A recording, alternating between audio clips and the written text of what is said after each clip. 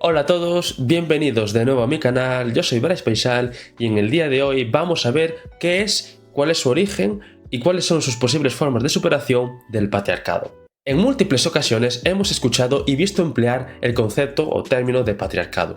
En manifestaciones, conferencias, charlas, debates, talleres y cursos feministas, así como también en ambientes institucionales, parlamentarios o en conversaciones informales. Pero, ¿qué es esto del patriarcado? ¿Sabríamos definirlo? El patriarcado, desde la óptica feminista, semeja ser el origen de todos los males, el arjé de las desigualdades entre hombres y mujeres y el sistema de roles de género con el que hay que acabar para poder liberarse de las cadenas antropológicas de la opresión.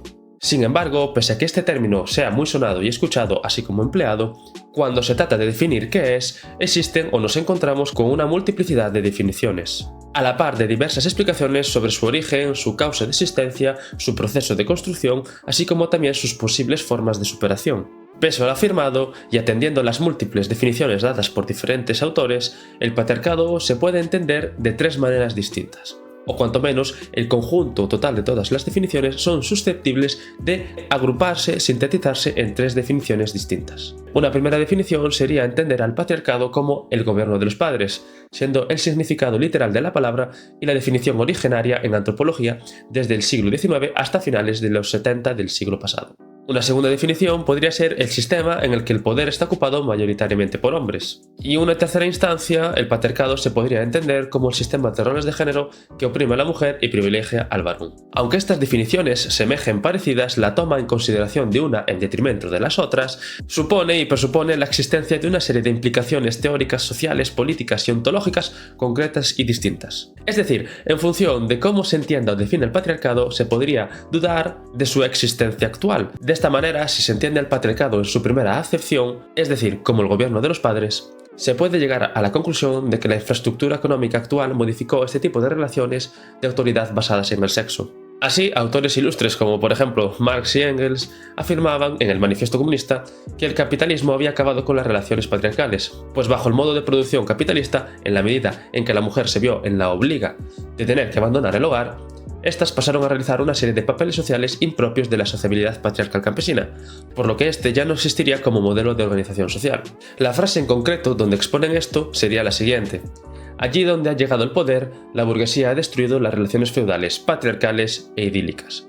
Continuando, entendiendo la segunda acepción de patriarcado como el sistema en el que el poder está ocupado mayoritariamente por hombres, bien podría existir hasta que la mitad de los puestos de poder sean ocupados por mujeres, hecho que, según otras teóricas o teóricos, no tendría por qué suponer ningún fin de ningún patriarcado. Y por último, si se entiende el patriarcado en su tercera acepción, como el sistema de roles de género que oprime a la mujer y privilegia al varón, habrá tantos autores que defiendan su existencia actual como otros tantos que proclamen su extinción.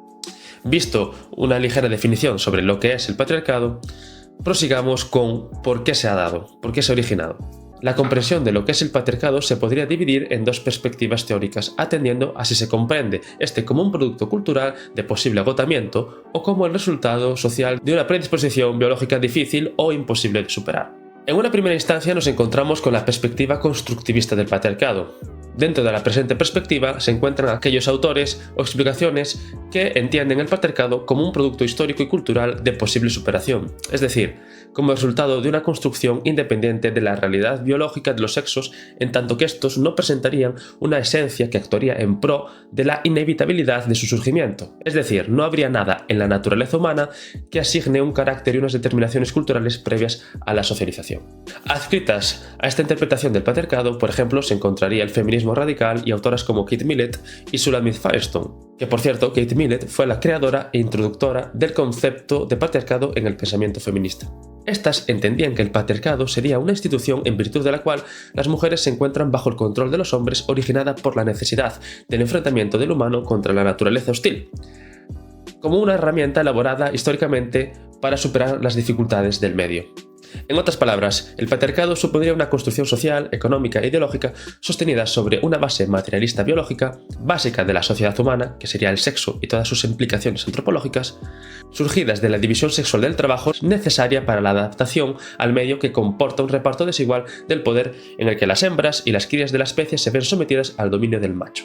Sería, en definitiva, un entramado artificial que parte de unas condiciones biológicas que, aunque hubiera podido tener una funcionalidad histórica, ha dejado de tenerlas. Por ello, según Firestone, para destronar al patriarcado resulta necesario la desaparición de los géneros, entendidos como producciones culturales elaboradas sobre la diferencia biológica sexual, así como la extinción de la maternidad y la destrucción de la familia, pues esta sería la única manera posible de liberar a las mujeres y a los niños de las estructuras reproductivas patriarcales.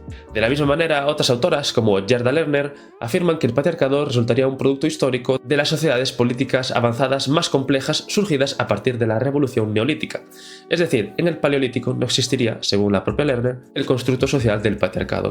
Por su parte, frente a la perspectiva constructivista encontraríamos la perspectiva biológica o biologicista del patriarcado. Dentro de esta perspectiva encontraríamos a autores o explicaciones que entienden el patriarcado como un producto etológico o como una adaptación social a ciertas predisposiciones biológicas y psicoevolutivas de difícil o imposible superación. Es decir, como una institución social emanada de la realidad sexual humana debido a que tanto los hombres como las mujeres presentarían una esencia que actuaría en pro de la inevitabilidad del patriarcado. Entenderían, pues, que en la naturaleza humana existiría un carácter y unas predisposiciones conductuales previas a la socialización, e incluso que la socialización es deudora del aspecto biológico de nuestra especie.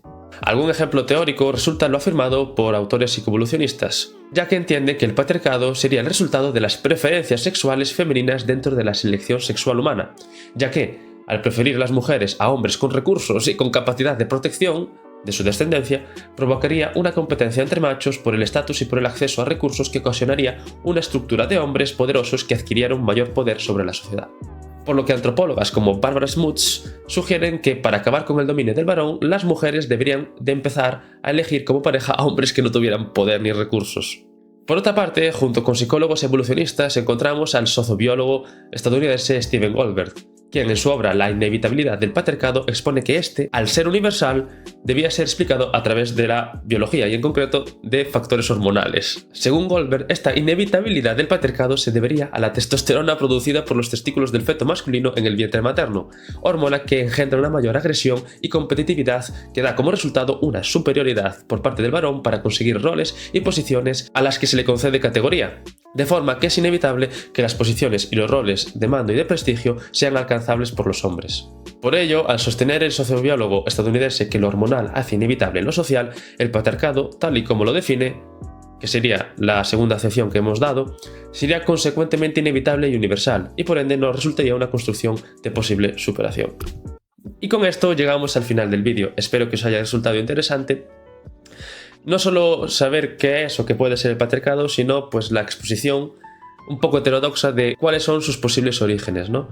Porque normalmente siempre se ve, se estudia en la perspectiva constructivista y realmente se omite las explicaciones biologicistas. Pero esto no significa que no sea enriquecedor pues, el saber la existencia de estas, ¿no? Y con esto pues me despido. Nos vemos, chao.